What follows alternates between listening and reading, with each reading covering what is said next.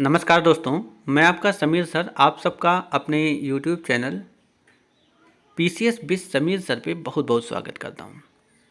जैसा कि आप जान रहे होंगे कि अभी यूपी PCS से ऑप्शनल हटने की बात चल रही है। आपने तमाम कोचिंग संस्थान से, तमाम YouTube वीडियो से अलग अलग चीज़ें सुन ली होगी। आपने सुना होगा कि कैसे कैसे सिलेबस चेंज हो जाएगा। 2023 में मैक्सिमम संभावना है कि ऑप्शनल हट जाएगा। तो हम ये सब नहीं बताने आए हैं, हम आगे की स्ट्रेटजी बताने आए हैं कि सिलेबस क्या हो सकता है और हम तैयारी कैसे कर सकते हैं। जो हमारे स्टूडेंट हैं, जो हमसे जुड़े हुए हैं, उनके लिए हम ये वीडियो बना रहे हैं। अगर आप हमें पहली बार देख रहे हैं कोई स्टूडेंट, तो चैनल को सब्सक्राइब कर सकते हैं। इसके अलावा हम तमाम एग्जामिनेशन की तैयारी भी अपने यूट्यूब चैनल पर करवा रहे हैं। स्पेशली यूपी PCS की तैयारी तो करवा ही रहे हैं, तो वीडियो लेक्चर रोज़ अपलोड होता है, तो आप चाहें तो हमसे जुड़ सकते हैं।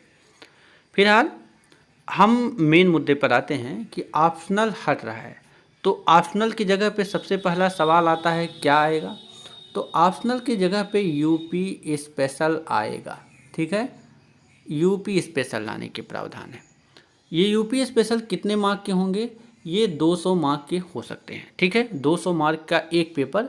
और ये जो ऑप्शनल की जगह पे ला रहे हैं, चूँकि आप जानते होंगे कि ऑप्शनल 400 मार्क का होता था, 200 मार्क के दो पेपर, तो हो सकता है यूपी स्पेशल के अलावा कोई और भी चीज़ लेके आएँ। ठीक है, अब आइए देखते हैं कि यूपी PCS का मेंस का सिलेबस अभी तक था क्या। तो देखिए, अभी तक जो यूपी PCS का सिलेबस था उसमें हिंदी जो था वो 150 मार्क का, यस से यानी कि निबंध जो था वो 150 मार्क के, और इसी तरह से पेपर फर्स्ट, पेपर 2, पेपर 3 और पेपर 4, ये GS के 4 पेपर होते थे, 200 मार्क के प्रत्येक पेपर थे, मतलब टोटल 800 मार्क का पेपर था। इसके अलावा एक सब्जेक्ट होता था, ऑप्शनल होता था, जो 400 मार्क के होते थे, और ये 200 मार्क के दो पेपर मिला के 400 मार्क के थे। ये आप जानते रहे होंगे। अभी तक का जो सिलेबस है यही था।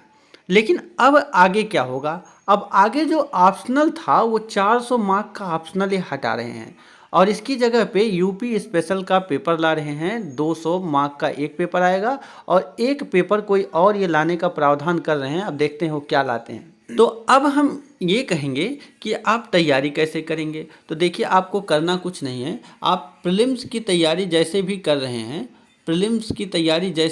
हैं, वो करते रहिए। आप रोज़ ऑब्जेक्टिव क्वेश्चन कीजिए, आए हुए प्रीवियस ईयर क्वेश्चन कीजिए, घटना चक्र पूर्वावलोकन कीजिए। इसके अलावा तमाम वीडियो हम भी अपलोड कर रहे हैं, चाहे तो उसको देखिए, या जिससे भी आप जुड़े हुए हैं, जो भी आप बुक पढ़ रहे हैं वो पढ़ते रहिए। आपको मेंस के सिलेबस के अकॉर्डिंग अपने पैटर्न को बदलना होगा। तो अभी यूपी PCS का फॉर्म जो है वो लगभग जनवरी लास्ट या फरवरी में आएगा। तो तब तक के लिए आप प्रीलिम्स के साथ में मेंस का, GS का एक एक पेपर करके उठा करके जो है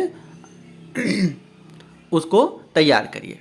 जैसे पेपर फर्स्ट को आपने उठा लिया, उसको तैयार कर लिया, एक बार पढ़ लिया, रीडिंग कर ली 1-2 बार। सेकेंड को उठाया, 1-2 बार रीडिंग कर ली। थर्ड को उठाया, 1-2 बार रीडिंग कर ली। और फोर्थ को उठाया, 1-2 बार रीडिंग कर ली। तो ये 4 पेपर आप फॉर्म आने से पहले आप अपने चारों पेपर को धीरे धीरे तैयार कर लीजिए, क्योंकि ये चेंज नहीं होने वाला है।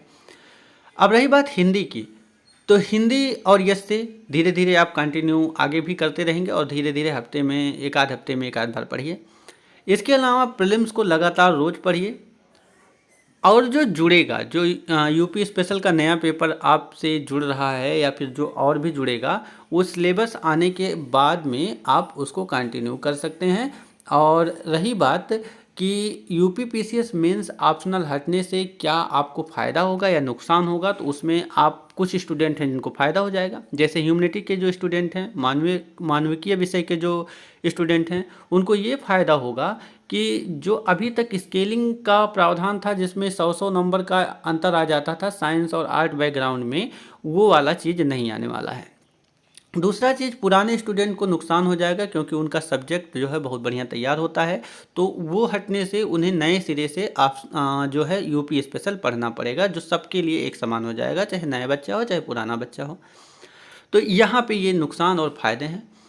अब कौन सी बुक पढ़ें, इस पर हम डिस्कशन कर लेते हैं। तो देखिए, बुक सभी अच्छी होती हैं, आप कोई भी एक सीरीज उठा करके उसको लगातार पढ़ते रहिए। मेंस की बात करें तो मेंस में भी तमाम नए नए प्रकाशन के बुक आ गए हैं और उसको आप पढ़ सकते हैं। इसके अलावा आप जो भी बुक पढ़ रहे हैं उसको पढ़ते रहिए। अगर आप घटना चक्र को फॉलो कर रहे हैं, घटना चक्र को करिए। आप दृष्टि के बुक को फॉलो कर रहे हैं, दृष्टि वाला पढ़िए। आप किसी कोचिंग संस्थान के नोट को पढ़ रहे हैं तो उसको पढ़िए। आप जिस भी हिसाब से पढ़ रहे हैं आप पढ़िए, उसमें कोई दिक्कत नहीं। मेरे हिसाब से कोई बुक ख़राब नहीं होता। अगर आपने उससे अच्छे से तैयार कर लिया तो वो काम भर का क्वेश्चन फंसाता है और आपका सिलेक्शन करवा देगा। और अगर हम बात करें ये विश्लेषण, देखिए अभी तमाम कोचिंगों में ये बहुत सारा चर्चा का विषय है, तो भटकने की ज़रूरत नहीं है, आप बढ़िया से पढ़िए। और अगर आप हमसे जुड़ना चाहते हैं तो हम लगातार लेक्चर अपलोड कर रहे हैं, चैनल को सब्सक्राइब करके लगातार पढ़िए। देखिए, भटकने से कुछ होने वाला नहीं है, आपको पढ़ना पड़ेगा। आप फॉर्म का इंतज़ार करेंगे तब तक बहुत लंबा समय चला जाएगा और आपका नुकसान हो जाएगा। इसलिए फॉर्म का इंतज़ार ना करिए, आप पढ़ाई करिए। इसी बीच में हो सकता है आर ओ की वैकेंसी आ जाए, एल टी की वैकेंसी आ जाए, BEO की वैकेंसी आ जाए, तो बहुत सारी वैकेंसियाँ लोक सेवा आयोग से आने वाली हैं। तो आपको घबराना नहीं, आपको पढ़ना है, ठीक है। तो बिना पैनिक क्रिएट किए पढ़िए, जो पढ़ते हैं उन्हीं का सिलेक्शन होता है, ठीक है। मैं आपका समीर सर फिर से आपके साथ मिलूँगा अपने लेक्चर के साथ शाम को।